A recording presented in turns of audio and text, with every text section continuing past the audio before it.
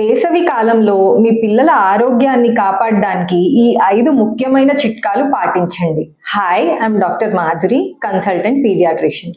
మీ పిల్లలు చక్కగా బాగా నీళ్లు తాగేటట్టు చూసుకోవాలి.